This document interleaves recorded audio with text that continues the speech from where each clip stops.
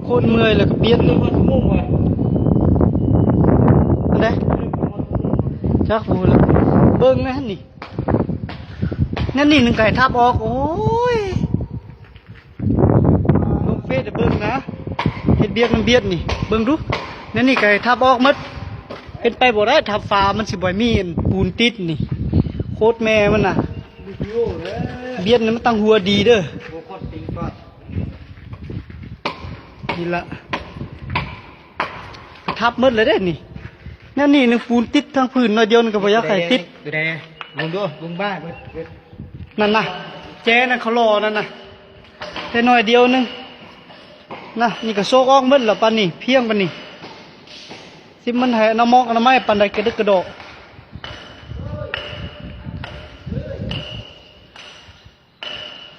ลูกเฟสให้เบิ่งก่อนนะเบียดขี่ซอนี่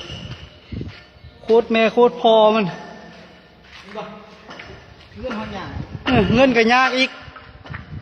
ถ้าฟ้าซ้ำนี่แต่5 ล้านกิบเฮ็ดเช้าไปมือบ่แล้วขี่ซอยนั่นแมมเลย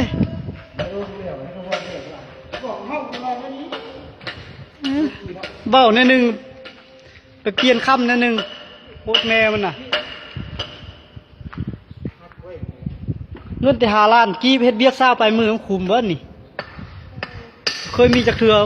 ขี่โซบ่มีเงินให้เขาแล้วมันหาแนวมาเบ้าหาแนวมาอันนั้นโซ